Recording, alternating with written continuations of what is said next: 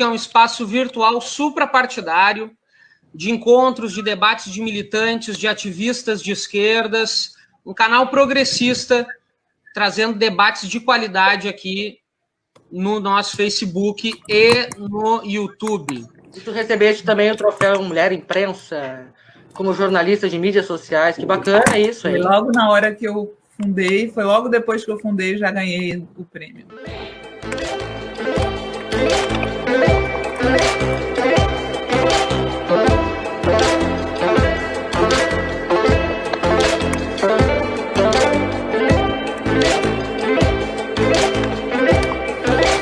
Olha, Renata, eu tenho defendido já há algum tempo, em alguns lugares onde me perguntam isso, que a gente já pode ver traços fascistas, ou pelo menos proto-fascistas, no Brasil lá em 2013. Este foi o fato que desencadeou todo o processo que culminou 16 dias após, no dia 2 de outubro de 2017, com o suicídio do meu irmão. Mas eu vou colocar um contexto aqui para tentar entender por que eu concordo com a tese de que a perseguição e a Lava Jato contribuíram para a morte da Marisa. Aí depois me incluiu nesse grupo que fez uma ameaça de morte mesmo, falou que era para tirar a matéria do ar, do caso contrário, a próxima matéria seria de quantos tiros a gente levaria.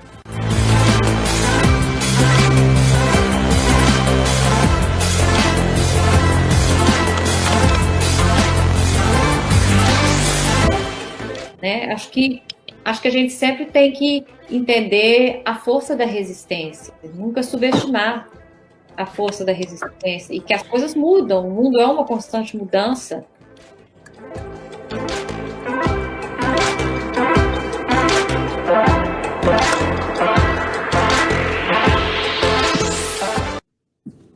Boa tarde. Hoje a Rede Liberdade entrevista aqui está com o nosso amigo Gabriel Eduardo. Boa tarde, Gabriel. Fale um pouco sobre você, quem é o Gabriel, para o pessoal conhecer. Boa tarde, Luiz. Boa tarde a todos os amigos, seguidores da Rede Liberdade. É um prazer estar falando com vocês. Me apresentar de uma forma muito breve. O Gabriel, um militante de esquerda, morador de Lusiânia, que é considerada, aí, de acordo com Atlas da Violência, a 14ª cidade mais violenta do país e a 5ª pior cidade do Brasil para um jovem morar, de acordo com o índice de vulnerabilidade juvenil. E daí, a partir daí, é onde se inicia a nossa militância, né? Eu sempre tive a minha vida foi de ver vários amigos, parentes, ou indo para o submundo do crime, ou sendo assassinados. E isso sempre me chocou, mas eu não tinha essa ideia do que estava por trás disso, né? E a virada de chave da minha vida em 2015, quando em 2015 eu sou contemplado com uma bolsa por cotas do ProUni, criado pelo presidente Lula e o ministro da Educação, Fernando Haddad, que me fez entrar na universidade no curso de Direito, na Faculdade Mauá de Brasília. E essa universidade ela tem um curso, tem um núcleo de estudos de violência e criminalidade. Foi onde eu entrei e pude entender melhor, principalmente a questão dos homicídios, que é a parte que eu pesquiso até hoje e é o que me faz... O meu papel central na militância é tratando sempre de segurança pública cidadã e homicídios, né? Principalmente, sobretudo, o homicídio, a questão do extermínio da juventude negra.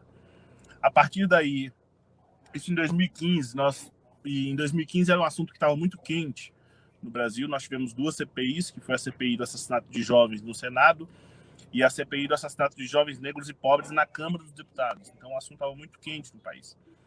E nós tivemos, pela proximidade que Lusiânia, para quem nos acompanha aí não sabe onde fica Lusiânia fica no entorno do Distrito Federal. Então, você imagina ali o quadradinho, né? O quadradinho do DF, a cidade fora do quadradinho, são cidades em Goiás, que ficam no entorno de Brasília. Então, nós temos uma proximidade muito grande com Brasília. E aí, pelo fato desse assunto estar muito quente na Câmara e no Senado, eu participei de todas as audiências, tanto na Câmara quanto no Senado, tratando desse assunto a partir da base, né? A partir do fato de ser um jovem negro, um morador da periferia dessas cidades mais violentas. E aí nós levamos esse debate com a nossa voz para dentro da Câmara e do Senado. Isso chamou muita atenção da Organização das Nações Unidas, que em 2018 me convidou para a Assembleia de Juventude da ONU, que foi em Nova York. E aí eles tinham ali os melhores projetos, as melhores ideias, quem pensava alguma coisa com relação a essa Assembleia de Juventude da ONU. Ela tinha mais de 1.000 jovens líderes do mundo inteiro para debater política de juventude em um contexto global. A partir daí, eles tinham os melhores projetos. O nosso projeto era no Sistema Nacional de Segurança Pública, tornar um sistema mais descentralizado, em que as cidades pudessem pautar a segurança pública a partir do contexto municipal. Quem mora na cidade sabe quais são as áreas mais violentas, quais são as áreas mais vulneráveis, e a gente entende que é isso que tem que acontecer para que a gente tenha um resultado de melhora na segurança pública. E aí, ainda em 2018, a gente apresentou esse projeto, que era de mudança no cenário da segurança pública no Brasil. Nós fomos convidados para o Fórum de Empresas e Direitos Humanos da ONU, que foi em Genebra, na Suíça, também em 2018, já no mês de novembro, onde a gente pôde apresentar todo esse contexto, toda essa ideia de mudar o Sistema Nacional de Segurança Pública para empresários. O fórum ele é de empresas e ativistas de direitos humanos. É um fórum bem conflitante, né? Você tem várias discussões muito acaloradas, porque são setores que não são muito convergentes. Mas daí nós participamos e apresentamos a nossa ideia, e participamos aí tanto da Assembleia de Juventude da ONU em 2018, em Nova York, quanto do Fórum de Empresas e Direitos Humanos da ONU em Genebra, na Suíça, em 2018 também, só para o mês de novembro, que foi o que nos fez assim, dar uma projeção internacional, né? Eu sempre falo sobre erguer pontes ao invés de muros, e isso alavancou para que eu pudesse ser um dos finalistas da Brasil Conference, que vai acontecer agora. Ano passado não aconteceu por conta da pandemia. A Brasil Conference, só para vocês entenderem, é a Brasil Conference at Harvard e MIT, que é um evento de brasileiros que são estudantes de Harvard e do MIT, que chamam personalidades, líderes políticos brasileiros, para poder participar desse evento e palestrar. E esse projeto, depois da Suíça, ele foi levado para a Brasil Conference. Inclusive, nós fomos um dos finalistas, porém, por conta da pandemia e toda essa tragédia, o evento foi cancelado. E aí nós não pudemos participar. O evento, ano passado foi cancelado, não teve. E esse ano vai acontecer, mas vai acontecer de forma online, né, à distância. Vai ser a primeira vez, inclusive, que a Brasil Conference vai ser realizada no Brasil, por conta da tragédia que nós estamos vivendo, que os brasileiros não podem sequer sair do país. Mas, basicamente, é isso. Estou aqui à disposição para a gente trocar essa ideia. Eu acho que ano vai ser aberto, sim, para a população, para quem quiser assistir? Para assistir é aberto, né? Para assistir é aberto, vai ser transmitido no YouTube. A Brasil Conference, ela sempre foi transmitida de forma aberta. Então, nós vamos ter personalidades muito importantes esse ano.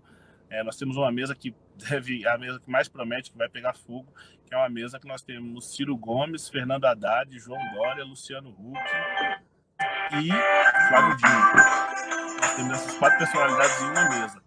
Então, é a mesa que mais promete.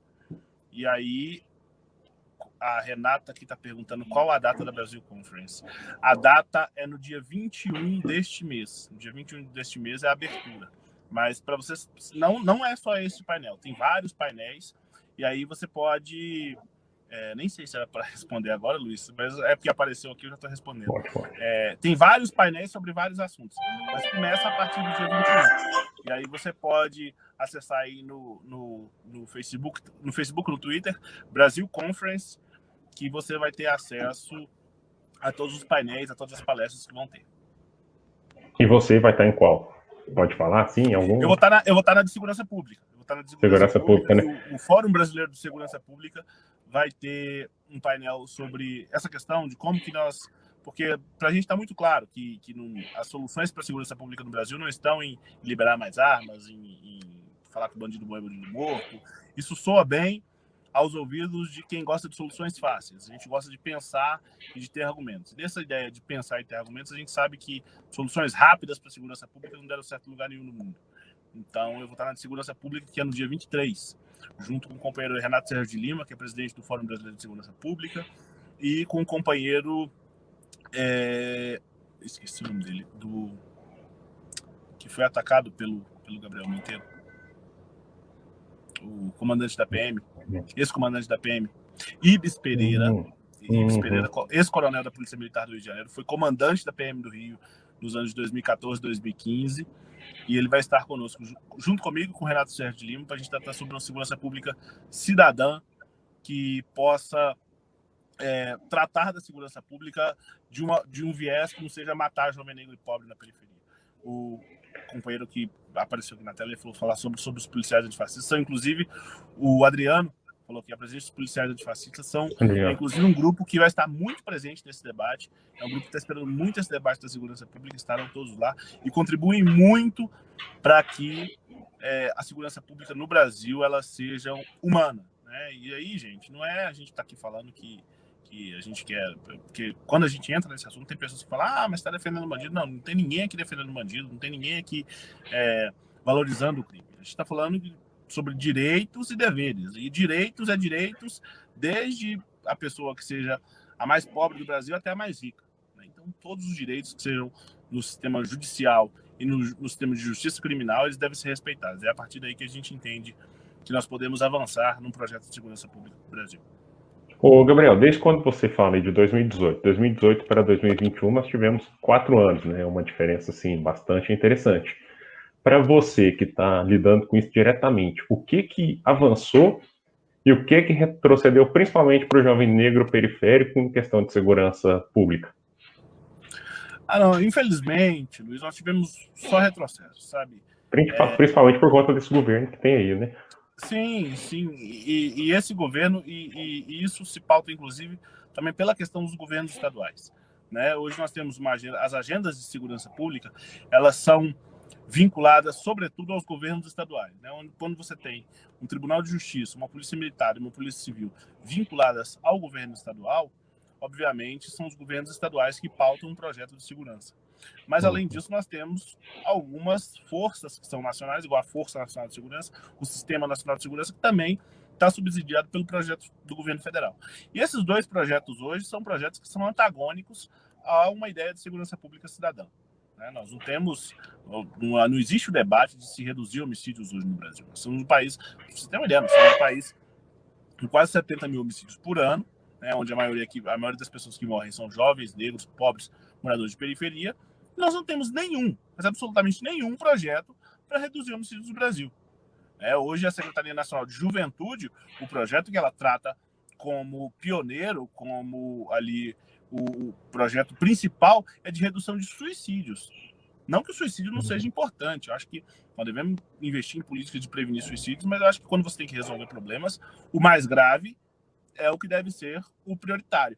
E o mais grave hoje que nós temos, o maior problema da juventude brasileira hoje, além da falta de acesso à educação, é o problema dos homicídios. E hoje não existe nenhum projeto do governo federal para reduzir homicídios. Isso não quero falar nem do problema que nós temos, que é a liberação de armas, né? Essa liberação de armas à torta e à direita, isso, no fim das contas, na ponta da linha, vai prejudicar, sobretudo, a juventude negra e moradores de periferia. Então, além do governo não combater os homicídios, ele promove os homicídios, e é isso que vem acontecendo. Tanto o governo federal, que tem o poder dessa liberação de armas, quanto os governos estaduais. O que nós mais temos no Brasil são denúncias das polícias aumentando o número de homicídios. Hoje nós temos em Goiás, por exemplo, que é o estado onde eu moro, a segunda polícia mais violenta do Brasil, só perde para do Amapá. Isso é subsidiado pelo governador, é ordem do governador. Inclusive, quando ele entrou, ele falou que o bandido em Goiás ou ele muda de estado ou ele muda de profissão. É um discurso muito bonito para a gente ouvir, né? Soa muito bem aos nossos ouvidos, mas na prática o que está acontecendo não é isso. Na prática, o que nós temos são operações igual a Operação Sexto Mandamento em Goiás, que prendeu policiais que eram uma verdadeira milícia, era um verdadeiro grupo de extermínio que matavam pessoas a esmo. Falavam, olha, esse é suspeito, nós vamos matar. E aí, quando esses policiais foram chamados a depoimento, eles diziam que matavam porque tinham prazer de matar. Matavam porque achavam que aquele era criminoso. Então, o discurso no começo, ele pode ser bonito para a gente ouvir, mas embaixo, quando chega na periferia, a atuação da polícia não é o discurso de combater a criminalidade da forma que eles falam. E a periferia não tem muitas vezes a visibilidade de almejar um emprego, né, por conta da própria condição de vida, né, que as pessoas levam. Exatamente. Isso aqui a gente abordou só os temas relacionados à segurança pública. Veja que nós não estamos falando aqui da falta de acesso à educação, da diminuição de vagas de bolsas de universidade, da redução do corte de gastos nas universidades públicas, do corte de gastos nas vagas dos institutos técnicos federais. Não estamos falando disso ainda. Nós estamos falando só da política de segurança pública. A política de segurança pública no Brasil e no estado de Goiás, em diversos estados, ela é homicida. Ela é para matar pessoas que têm uma determinada cor e classe social, né? Nós não estamos falando aqui que, de forma subsidiária, a questão de você cortar recursos da educação, cortar recursos da saúde pública, você está afetando, sobretudo, essa população. Mas na segurança pública, o governo atua para matar mais pessoas. Isso é claramente, não sou eu que estou falando, nós temos dados que demonstram isso. A ONU, ela utiliza desses estudos e como que seria a atuação da ONU em si, nesse caso? Então, hoje existe uma cobrança muito grande, porque a política de drogas que nós temos no mundo, ela é subsidiada pela ONU, né? Foi a ONU que lá em 1976 declarou quais seriam as drogas legais e as ilegais do mundo. Nós tivemos um pequeno avanço recentemente, que foi quando a maconha foi retirada das drogas mais perigosas. Um sinal que a ONU deu, e mais recentemente, cidades como Nova York descriminalizaram o uso da maconha para uso recreativo, que é um sinal que, pelo fato da principal sede da ONU estar em Nova York, também é um sinal para que a Organização das Nações Unidas trate a política de drogas da forma que tem que ser, né? A gente entende que drogas não são um problema de segurança pública, drogas é problema de saúde pública. Então, você tem, por exemplo, e considerando tudo como droga, o cigarro no Brasil, nós tivemos uma redução do uso de cigarro, do tabaco, né, quando nós tivemos educação. Nós tivemos aquele telefone 136 que as pessoas devem ver aí nas vitrines, devem ver aqueles anúncios nas propagandas, nas carteiras de cigarro. A partir daquele momento, quando nós tivemos educação para a política do uso do tabaco, foi quando nós reduzimos o uso do tabaco. Então, nós temos provas hoje que para a redução do uso de drogas não é bala que resolve, não é tiro que resolve. É educação. Educação para você reduzir o uso. E aí, isso é o que nós temos de dado. Porém, para algumas drogas, nós continuamos com um cenário que a redução e a diminuição no uso ela é feita com base no tiro e na bala. E no tiro e na bala, ela mata o jovem negro pobre, o policial negro pobre, porque a Marielle falava isso. Ela falava que não existe instituição pública que tenha mais negro de pobre do que a Polícia Militar do Rio de Janeiro. Então ela mata o policial pobre que está ali na linha de frente, ela mata o traficante varejista que é pobre, e ela mata de bala perdida, que a bala perdida, eu sempre falo que não é bala perdida, é bala achada, que é a que afeta os moradores de favelas de periferias do Rio de Janeiro. E, por exemplo, a própria instituição não dá uma certa segurança para os trabalhadores, né? Porque, igual o fato que aconteceu na Bahia, as pessoas sofrem muito com a pressão psicológica, né? O próprio trabalhador que está lá arriscando a vida. Isso aí acontece é muito claro, porque a saúde mental dos policiais, a profissão policial, a atividade policial no Brasil, ela é uma atividade adoecida. Você tem, quando você olha o presidente falando que você tem que atirar para matar, quando você vê o governador do Rio falando que tem que atirar na cabecinha, quando você vê a sociedade falando que bandido bom é bandido morto, você está jogando uma pressão absoluta, uma pressão absurda na cabeça dos policiais. O policial sai de casa achando que ele tem que atirar ou para matar ou para morrer. E isso faz com que nós tenhamos retratos igual que aconteceu mais recentemente com o soldado Wesley na Bahia, que um surto psicótico teve aqueles acessos de surto que, inclusive, atirou em companheiros dele, né? Ele, armado com um fuzil, atirou em amigos dele da Polícia Militar da Bahia. Então, nós precisamos, dentro desse debate da segurança pública cidadã, nós precisamos, inclusive, tratar sobre o fato da atividade policial. A atividade policial ela precisa ser uma atividade mais sadia mentalmente aos policiais. Para você ter uma ideia, isso é dado. O dado que nós temos é o de que morreram, em 2019, mais policiais por suicídio do que por confronto com criminosos. Isso não sou eu que estou falando, não sou eu, Gabriel, que estou falando. É os dados do Atlas da Violência. Morreram mais policiais por suicídio do que confronto. Então, a atividade policial está completamente adoecida. E é uma das coisas que a gente trata também para a gente evitar ações e acidentes como esse que aconteceu com o soldado Wesley lá na Bahia. Voltando um pouco a você, assim, como foi para o Gabriel chegar na ONU, pesar ali essa representatividade de um jovem negro da periferia? Você podia falar um pouco para a gente, mostra. E também você disse, também só fazendo um gancho, você falou também num vídeo que você chamou a turma sobre os mecanismos para chegar até lá. Sim. O que você poderia dizer para a gente?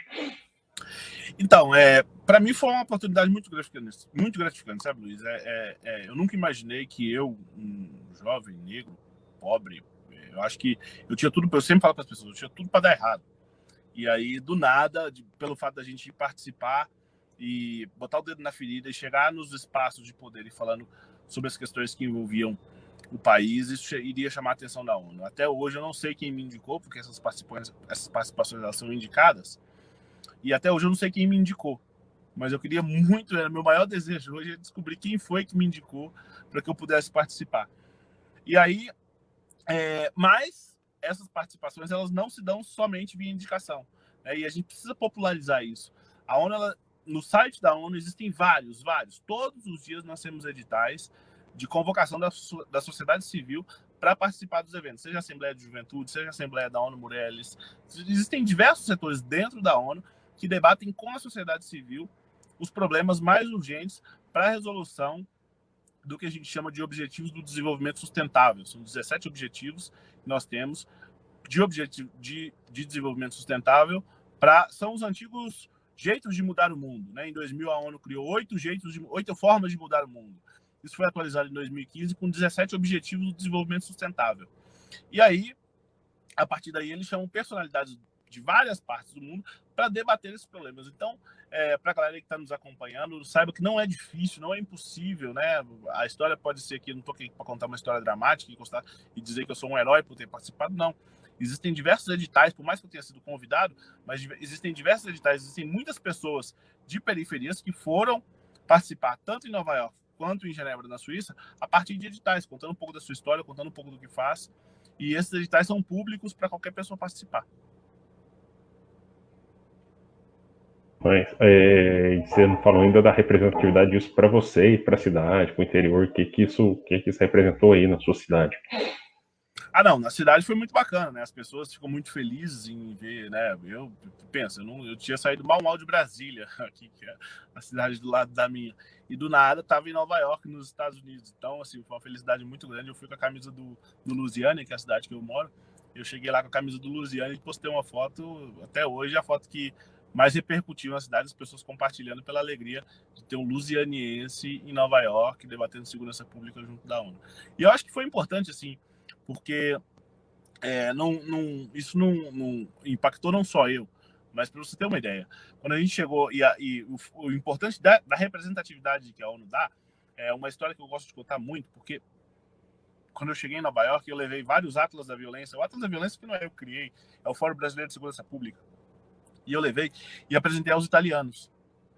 Só que lá nesse dia, tinham muitos jovens que eles criaram trabalhos de faculdade. Eles levaram seus TCCs, eles levaram os seus trabalhos para apresentar para outros jovens do mundo inteiro. E eu levei o Atlas da Violência. Quando eu cheguei com o Atlas da Violência, os jovens da Itália, eu me lembro muito bem, que eles não acreditaram. Eles falaram assim, mas qual é o grupo de extermínio que está matando no Brasil? Eu falei, poxa, não tem um grupo de extermínio como a Ku Klux Klan. Não existe um grupo de extermínio. A lógica, que é, para começar, é neoliberal e racista, que mata esses jovens. Eles não acreditaram. Eles falaram, poxa, eu acho bacana, mas eu acho que você deve estar tendo algum erro no seu trabalho. Aí eu falei, gente, peraí, calma. Não é um erro no meu... Esse trabalho que eu estou apresentando para vocês não é um trabalho. Isso aqui são dados oficiais do Fórum Brasileiro de Segurança Pública. A segurança pública no Brasil é subsidiada por esses dados. E aí eles levaram completamente abismados, sem entender por que no Brasil a coisa era assim.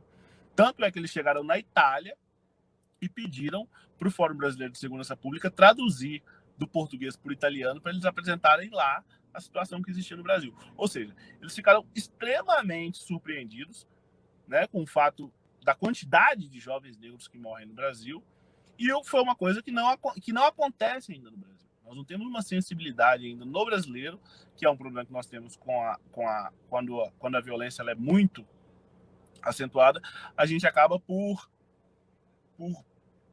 se acostumar com a morte de pessoas. E aí, esse se acostumar com a morte de pessoas, a gente se tornar isso como um hábito, faz com que a gente tenha esse hábito de não protestar, de não ficar surpreendido a cada vez que um jovem morre, às vezes na nossa cidade, no nosso estado. Quando, fora do país, as pessoas estão achando um absurdo e querendo que isso mude urgentemente. Renata fez uma boa pergunta. Você observa essa mesma sistemática em outro lugar do mundo?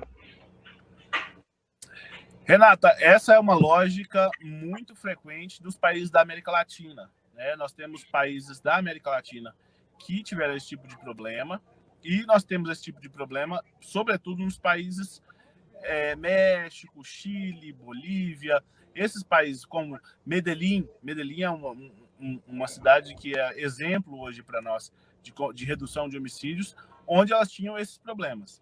Né? Medellín na Colômbia, Bogotá na Bolívia, são cidades que hoje estão avançando. Né? Hoje a gente olha para essas cidades e nós vemos elas como espelho para o que nós devemos fazer. E aí, se você já emendando essa pergunta, o que essas cidades fazem para reduzir homicídios, é sempre a mesma coisa. Investimento social, principalmente nas áreas mais graves, e investimento em uma segurança pública sem cidadã. O Adriano mandou outra. Gabriel, e o paradoxo das polícias que estão no âmbito da organização militar, mas buscam direitos da organização civil, como direito à greve, etc. O que deve mudar? Adriano, essa pergunta a gente tem muito clara que não existe polícia militar. Né? Nós temos o formato das polícias no Brasil, elas são como se fosse uma jabuticaba. Né? Só existe polícia militar e civil no Brasil. Da mesma forma que a jabuticaba só existe no Brasil, polícia militar e civil só existe no Brasil.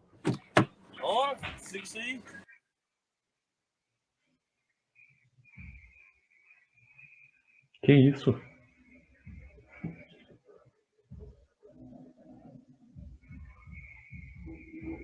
Ué, o que aconteceu?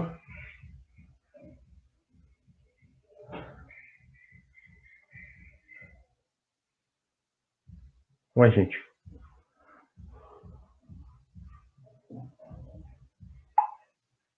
Não sei. Tô perguntando aqui.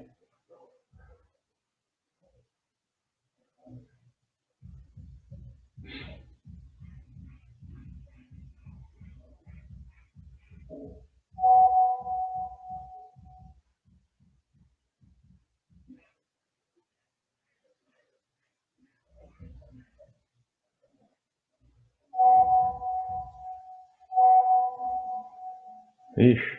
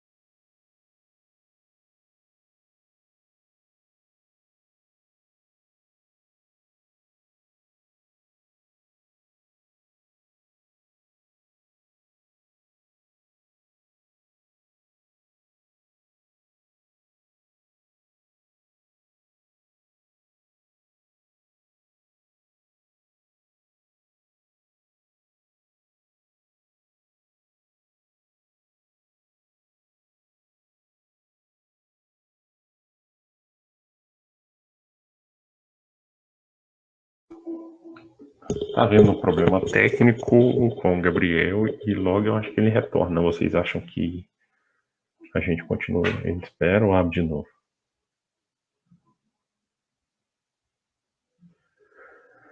O Gabriel, eu conheci ele no Conselho Estadual da Juventude. A partir de lá a gente foi conversando e E eu fui conhecendo os trabalhos dele, fui conhecendo quem que ele era, a partir daí e ele também ele é filiado, né, no Partido dos Trabalhadores, a gente foi se conversando, se conhecendo. Direto a gente se fala e troca umas ideias a respeito dos projetos e tal. Cadê? Opa, voltamos! E aí, Gabriel, ué, o que aconteceu? Com um breve intervalo, nós tivemos, ainda nesse debate sobre a política de segurança pública, a gente nunca espera quando é afetado por ela. E aí foi o que aconteceu agora há pouco, mas, enfim, voltamos. Beleza. A gente parou aonde? Sobre o problema das polícias no Brasil, que eram militarizadas. O Adriano perguntou sobre o formato das polícias. E aí eu dizia que nós temos um problema no Brasil, que é o fato das polícias elas serem uma jabuticaba, né? O Brasil só no Brasil nós temos esse formato de polícia civil e polícia militar. E isso faz com que o trabalho seja muito inviabilizado, né? Então, se nós queremos falar de um modelo de polícia que seja minimamente conectado com as polícias do mundo desenvolvido, de cara ela tem que deixar de ser militar, né? Nós temos, não estou dizendo aqui porque e aí a esquerda comete um erro, que às vezes é dizer que nós queremos o fim da polícia militar, mas nós não queremos o fim da polícia militar por ele mesmo. Nós queremos o fim da polícia militar, mas a criação não é anarquia sem polícia. Nós queremos uma polícia cidadã, que respeite os direitos humanos e que seja igual às outras polícias do mundo inteiro. E para isso, de cara, ela tem que deixar de ser militar, né? O militarismo ele não tem nada a ver com polícia. Polícia tem a ver com cidadania. O militarismo é feito para guerra. E a segurança pública, a partir de um viés cidadão, não tem nada a ver com guerra. Então, ela tem que deixar de ser militar. E aí, nós precisamos de uma polícia que ela faça, primeiro, o ciclo completo, que é desde a abordagem a um criminoso até o acompanhamento junto ao Ministério Público, quando, se for necessário, a abertura de inquérito, etc. O problema é que nós temos no Brasil hoje uma polícia que é ineficiente, que é a polícia militar, que age ali de forma ostensiva, né? Se você pegar, por exemplo, 10 pessoas que foram assaltadas. Se você pegar dessas 10 pessoas, 8 delas a polícia militar chegou muito depois do fato ocorrido. Então, nós temos um problema com a polícia militar. E se você chegar depois para a investigação com a polícia civil, quando há investigação, a polícia civil pouco ou nada descobre quem foram os autores do crime.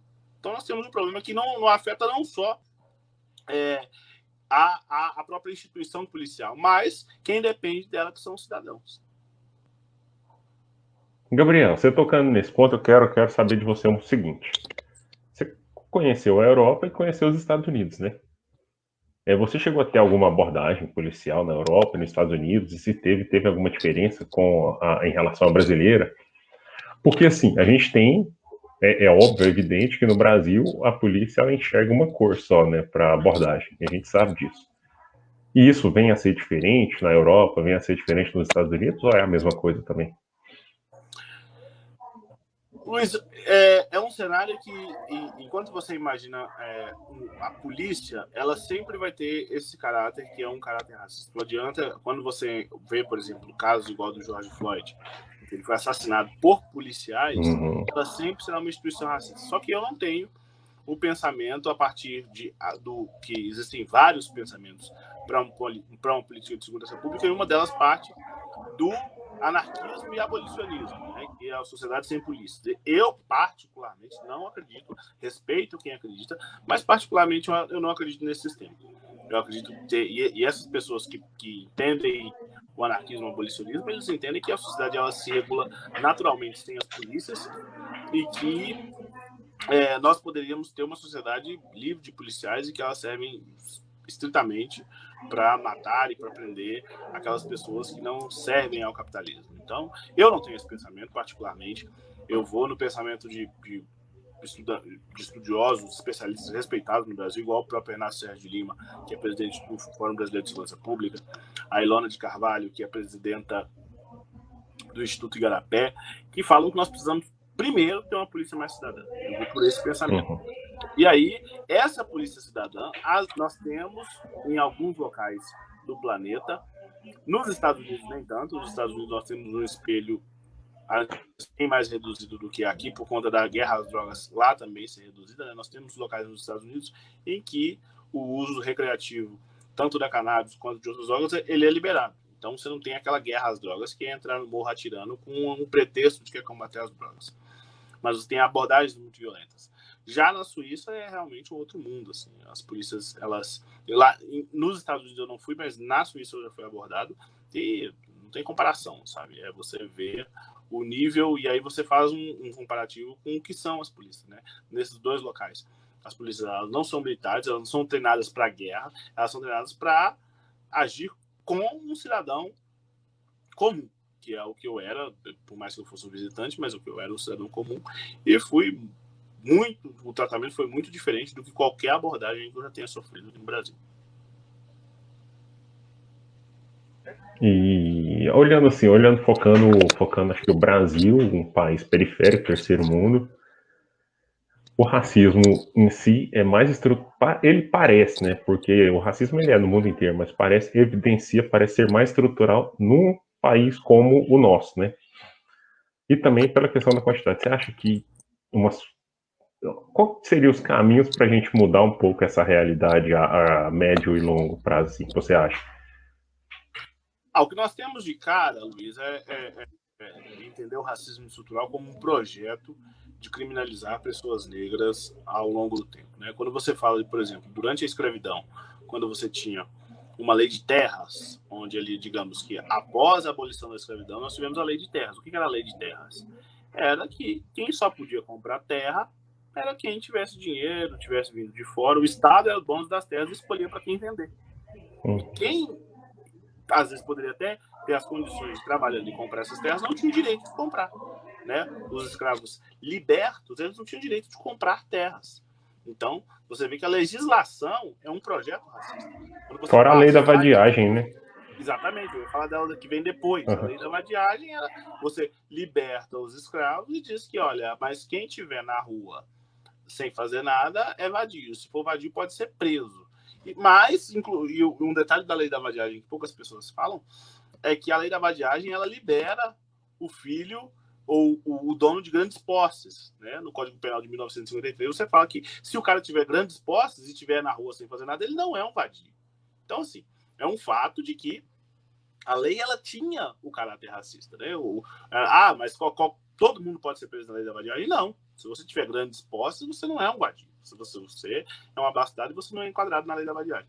E hoje, né, não tendo aqui um tempo para fazer todo o contexto histórico, mas hoje o que nós podemos falar é da lei de drogas no Brasil. Nós temos um retrato no Brasil que a lei de drogas, ela é o que mantém esse sistema de justiça criminal racista, prendendo e matando vários jovens negros, tanto inocentes quanto pequenos varejistas de drogas. E é uma lei que é injusta, né? Eu não sei qual é, cada um no seu território tem um espaço, mas eu costumo falar muito, aqui em Brasília nós temos um território que o uso de drogas ele é absolutamente legalizado e permitido. Né? A região, para quem conhece aqui o Brasília, em torno de Brasília, é a região do Lago Paranoá. É uma região ali do Lago Sul, a região mais nobre do país, né? Onde nós temos a maior renda per capita do Brasil. E nós temos aquele cenário de lanche, aquela coisa, né, muito, muito elitizada, e onde o uso de drogas é absolutamente permitido. Né? Não existem drogas proibidas naquele território.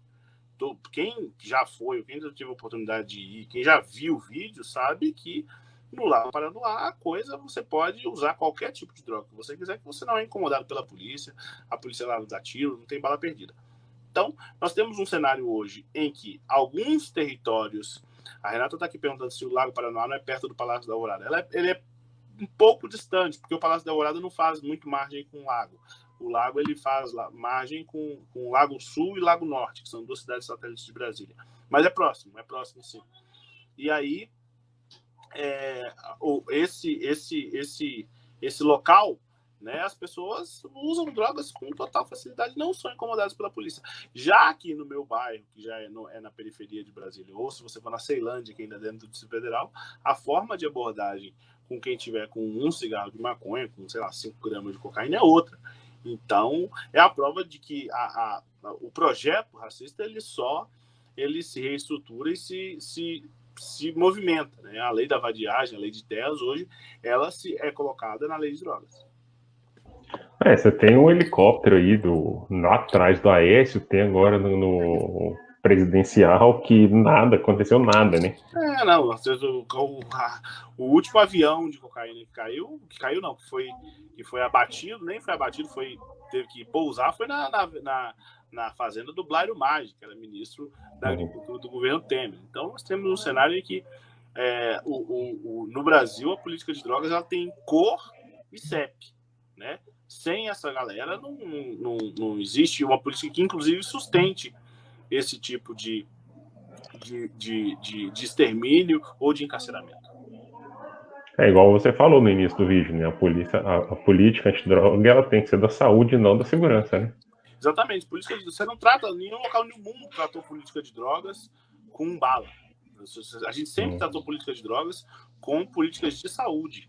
Entender que a gente precisa entender que, assim como todas as outras drogas, assim como o álcool, como o cigarro que é legalizado, são drogas que causam vícios. E esses vícios eles são curados por um sistema de saúde eficiente, não por um sistema de segurança pública. Nós temos 100 anos em que drogas no Brasil, algumas drogas em que não são as pessoas que moram nas periferias que definem o que é droga legal ou ilegal.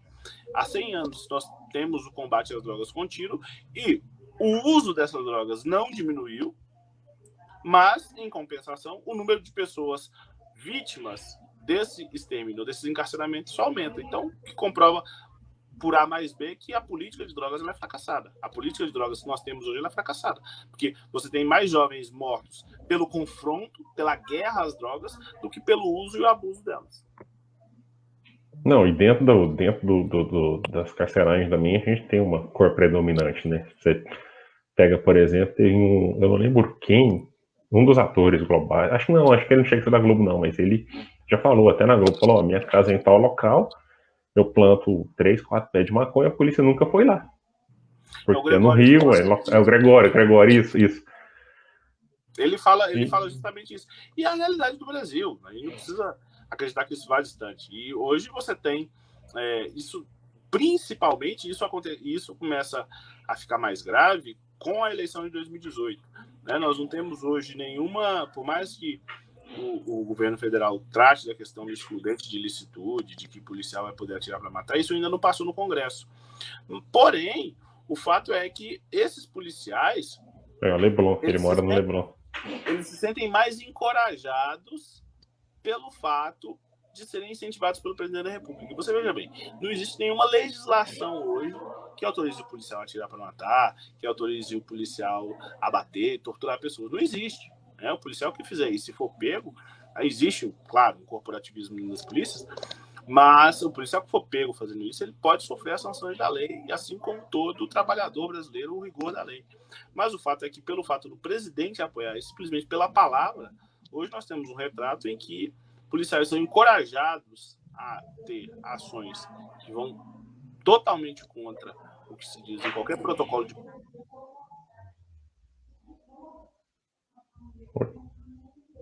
Tá mudo.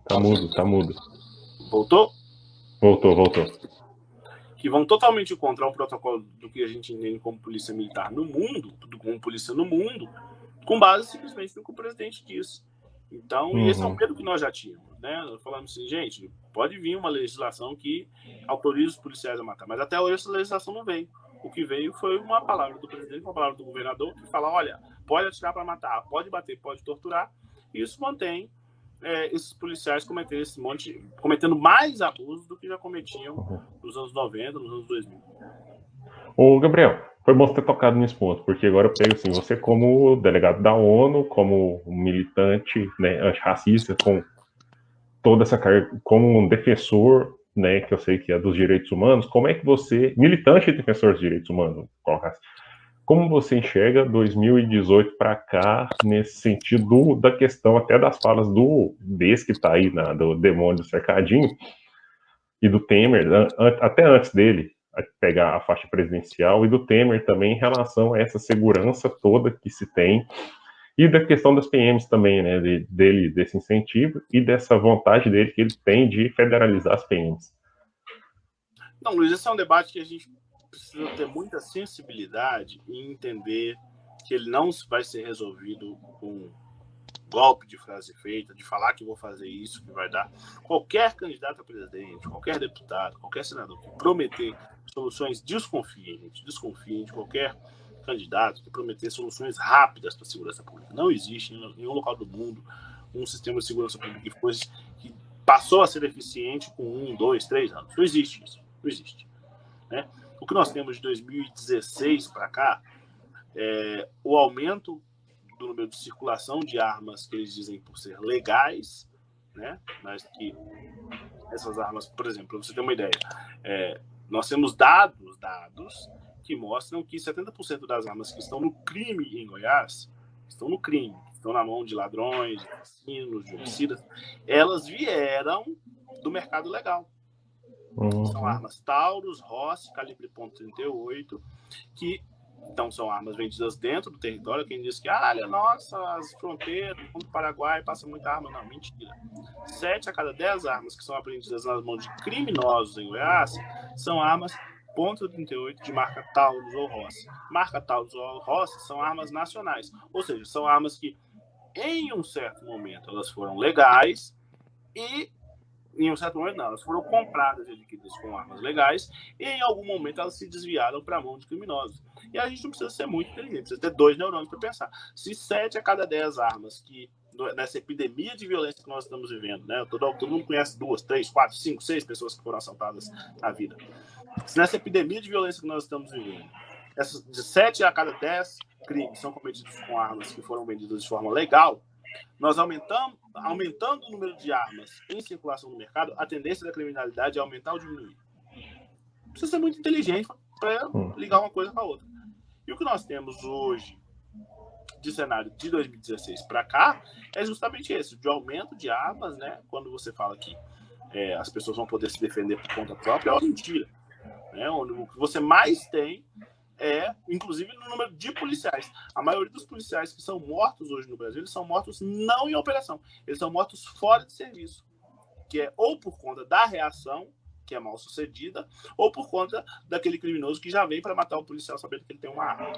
Então, é a prova de que armar a população, que é a única política que vem sendo adotada de segurança pública no Brasil desde 2016, antes de 2016 nós tínhamos programas como o Pronas, o próprio Juventude Viva, o Estação Juventude, que tinham como objetivo direto, como Juventude Viva, mas como objetivo indireto, que era o Pronas, o Estação Juventude, que era reduzir homicídios. E tinham sucesso.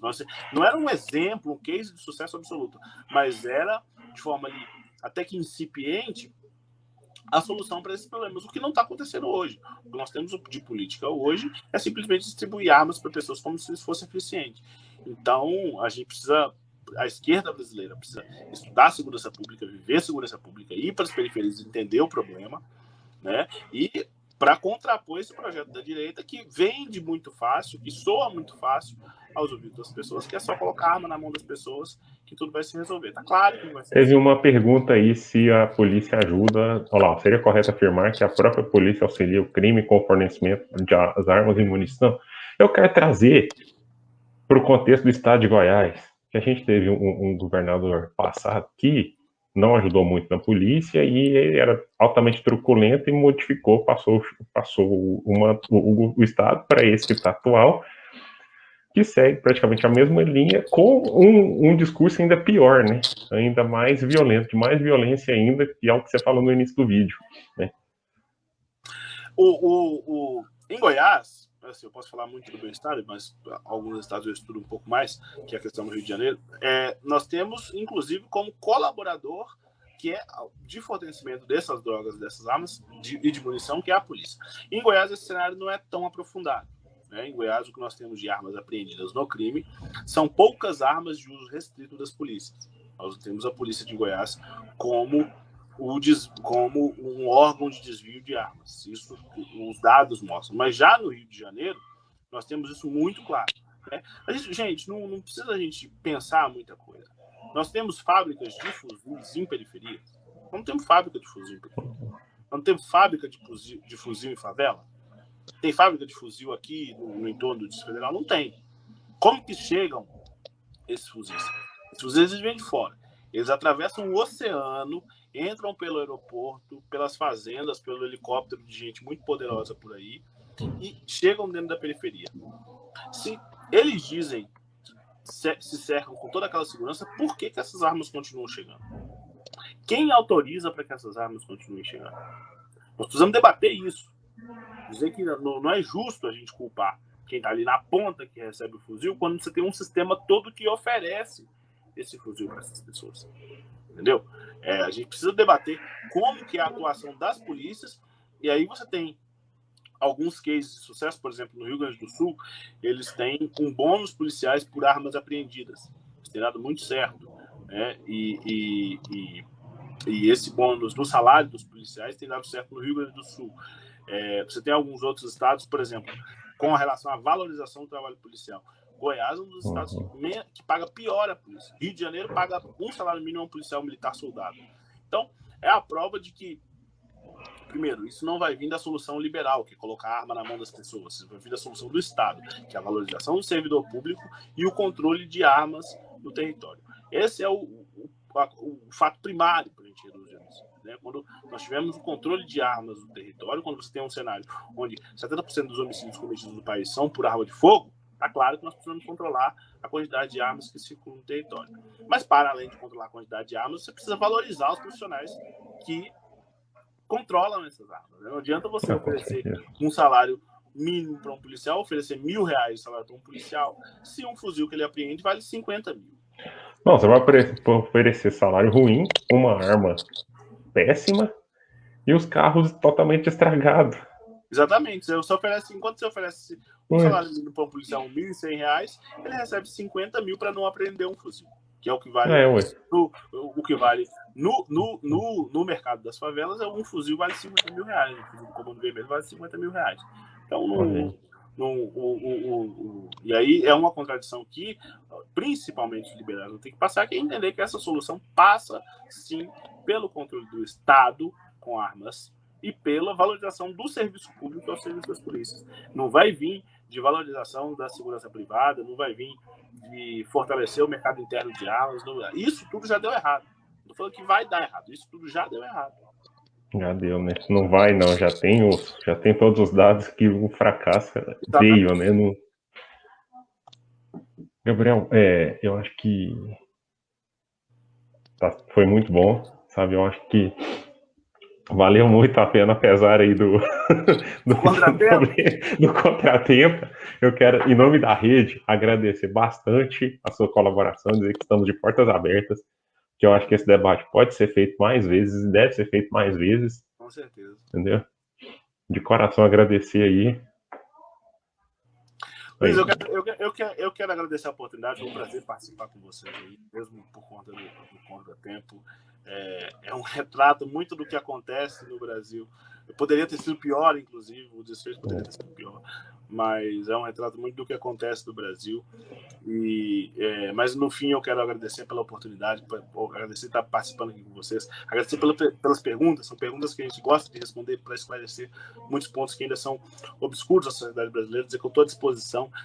Meu telefone, para se tem algum jovem que, olha, eu faço um trabalho legal aqui na minha quebrada, queria levar isso para outros jovens do mundo inteiro. Meu telefone é 61 98255 2302. Repetindo, 61 98255 2302. Nossa, Gabriel, tem um trabalho que eu quero levar para o mundo inteiro saber. Eu quero conhecer o que outros jovens do mundo estão fazendo para a solução de problemas dos seus territórios. E a solução dos problemas vai desde o problema da segurança pública, mas vai desde o problema do combate à fome, do acesso à saúde, do acesso à justiça. Enfim, tem vários jovens do mundo inteiro criando soluções para a resolução dos problemas sociais que nós vivemos. E não tem experiência melhor do que fazer conexão com essa juventude, entender, até porque a gente traz para o nosso território para replicar. Então, da mesma forma que eu quero que outros jovens tenham a oportunidade de ir para os Estados Unidos, de ir para a Suíça e trazer para o Brasil ideias, soluções, alternativas